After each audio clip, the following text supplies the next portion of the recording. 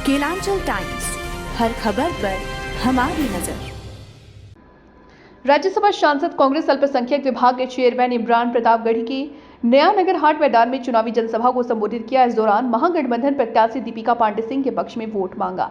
जनसभा को संबोधित करते हुए इमरान प्रताप गढ़ी ने कहा कि 20 नवंबर को चुनाव के दिन जब घर से निकले तो ये सोचकर मत निकले कि विधायक चुनने जा रहे हैं, ये सोचकर जाएं कि मजबूत मंत्री को चुनने जा रहे हैं। कहा कि छोटी छोटी नाराजगी, मनमुटाव, शिकायतें होती हैं, लेकिन जब लड़ाई बड़ी हो तो छोटी छोटी चीज भुलानी पड़ती है। ये चुनाव भारत के संविधान को बचाने का चुनाव है। आपका एक वोट बर्बाद करने से भाजपा को फायदा पहुंचेगा, इसलिए भाजपा के झूठ को मत आइएगा।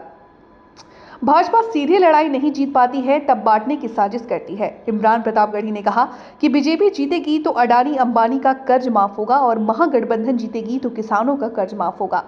भाजपा नफरत की गारंटी देती है और कांग्रेस विकास की गारंटी देता है, इसलिए भाजपा के झांसे में नहीं आए, क्योंकि भाजपा कफन पर भी टैक्स लेती है।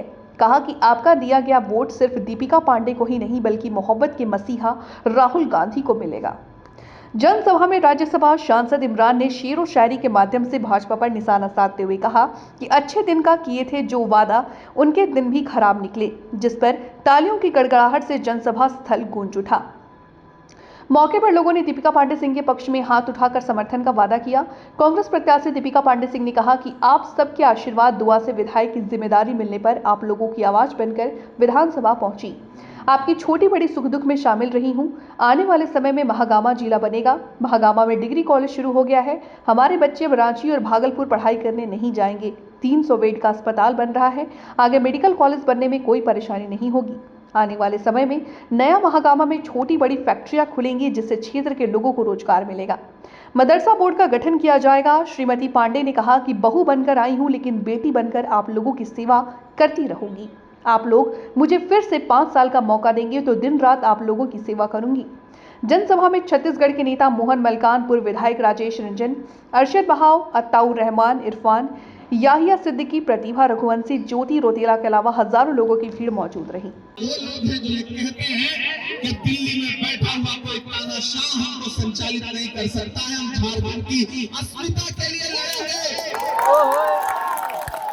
हेमंत सोरेन झुके नहीं, टूटे नहीं। उन्होंने कहा कि चाहे कितना जेल के अंदर रखो, हेमंत सोरेन को हराया जा सकता है, ना छुड़ाया जा सकता है। कोर्ट ने जमानत दी और जमानत देते हुए ये कहा कि इनका तो कोई कसूर ही नहीं था, इन पे तो कोई आरोप ही सही से नहीं बनता, लेकिन फिर भी भाजपा ने महीनों जेल में रखा। सोचिए ये भाजपा वाले जब मुख्यमंत्रियों के साथ ऐसा व्यवहार करते हैं, तो अगर ये सत्ता में आएंगे तो आम आदमी के साथ कैसा व्यवहार करेंगे। महान बादशाह सिकंदर ने यूनान फतेह किया। यूनान जीतने के बाद वो जीत का जश्न मनाने के लिए शहर की सड़कों पर निकला, तो उसने देखा कि पूरा शहर जीत का जश्न मना रहा है, लेकिन सड़क के किनारे एक फकीर सो रहा है। बेखबर चादर तान के सिकंदर को गुस्सा आया। सिकंदर अपने घोड़े से उतरा और आगे उसे रोते हुए फकीर के पास गया और उसके पास जाकर के उसे जोर दिए कि लात मारी और लात मार के कहा कि क्यों रे फकीर, मैंने शहर जीत लिया, शहर जश्न मना रहा है, लोग जश्न मना रहे हैं, तू सो रहा है। तो उस फकीर की बात सुनना और उस फकीर की बात का जवाब पर आपकी तालियां उठे। उस फकीर ने सिकंदर की तरफ नीली आंखों से देखा और देखते कहा कि शहर फतेह करना बादशाहों का काम है, लेकिन लात मारना गधे का काम है। ये भाजपा वाले जो नफरत की खेती यहाँ पर करना चाहते हैं, महागामा वालों इसको कामयाब नहीं होने देना है। वो असम से चीफ मिनिस्टर साहब आए हैं, हिमंत विश्व शर्मा, उनके पास कोई एजेंडा नहीं है। आपके यहाँ एक नेताजी रहते हैं, आपके सांसदों के पास कोई एजेंडा नहीं है। मैं तीनों झारखंड में नक्शा लेकर मैं जहां भी जा रहा हूं नक्शा लेकर के जा रहा हूं। ये जो आकर के आपके बीच में कह रहे हैं घुसपैठ किया, मैं तो यहाँ के सांसद से भी कहूंगा और मुख्यमंत्री से भी कहूंगा कि मेरे हाथ में जो भारत का नक्शा है, इसमें आइए देखिए है झारखंड। मैं चैलेंज करता हूं, आइए डिबेट करिए, ये नक्शा लेके मैं बहस करने को तैयार हूं। बताइए इस झारखंड की कौन सी सीमा है जो जाकर के किसी और देश को लगती है?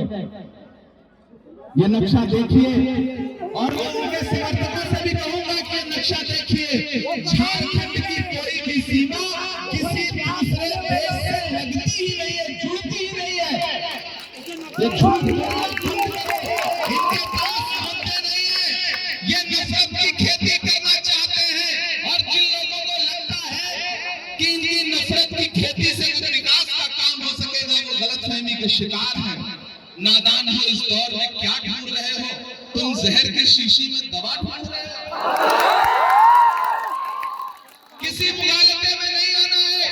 एक तरफ दो लोग खड़े हैं जिनका नारा क्या है? बटोगे कटोगे, मंगलसूत्र छीन लेंगे, भैंस खोल ले जाएंगे, ढहा देंगे, उल्टा लटका देंगे। और एक तरफ हमारे नारे क्या है? नफरत के बाजार में मोहब्बत की दुकान खोलनी है।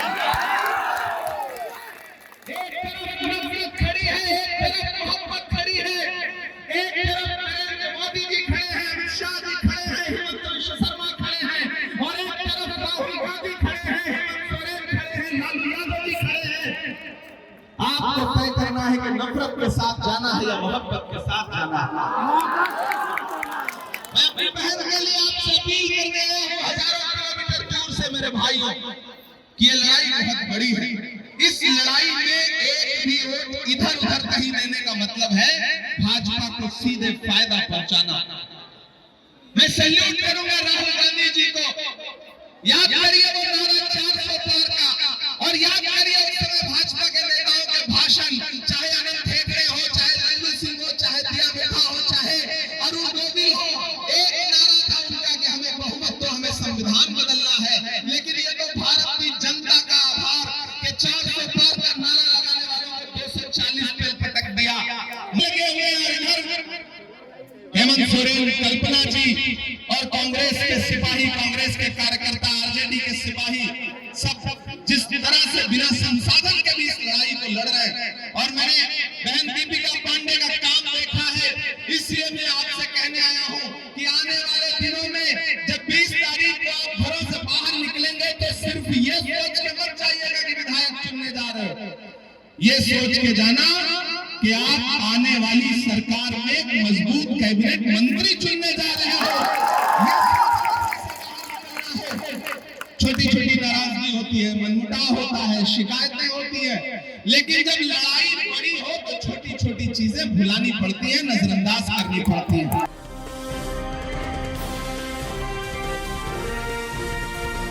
केलांचल टाइम्स, हर खबर पर हमारी नजर।